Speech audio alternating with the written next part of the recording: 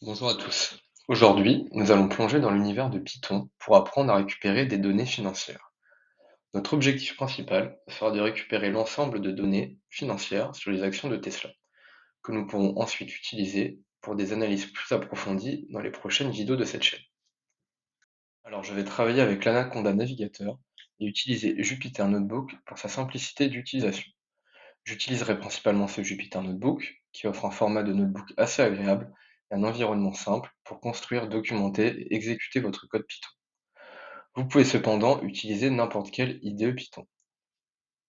En règle générale, lorsqu'on commence à travailler avec Anaconda, il faut s'assurer d'avoir installé toutes les bibliothèques nécessaires. Ici, ce ne sera pas le cas, puisque nous allons directement installer la bibliothèque qui nous servira à analyser nos données dans une cellule de notre Jupyter Notebook, sans passer par le terminal. Donc, si vous utilisez Anaconda Navigator, vous pouvez vérifier quelles bibliothèques sont installées dans les paramètres de l'environnement et en tapant dans la barre de recherche.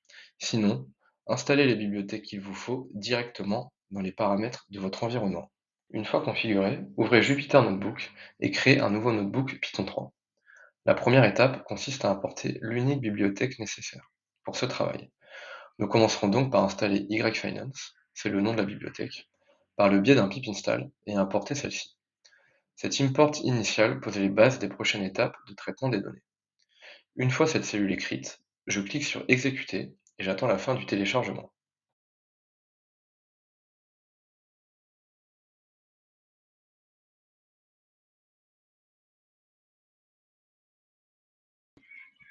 Maintenant, sur la base de la bibliothèque YFinance, nous allons récupérer les données des actions Tesla.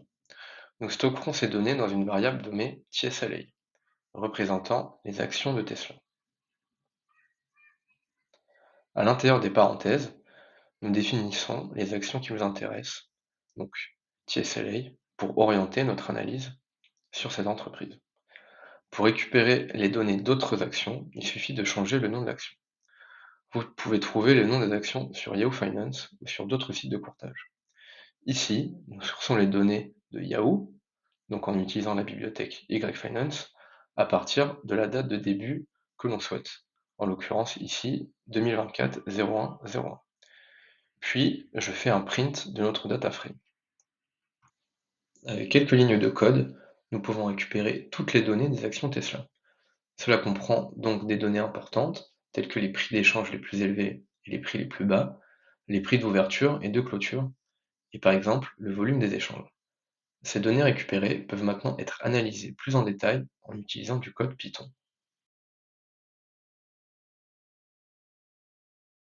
Nous pouvons les visualiser sous forme de graphiques et effectuer une analyse de données détaillée, que nous couvrirons dans les prochaines vidéos de cette chaîne.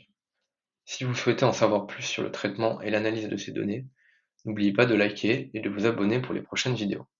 Restez à l'écoute pour plus d'informations sur l'utilisation de Python pour l'analyse de données. À bientôt.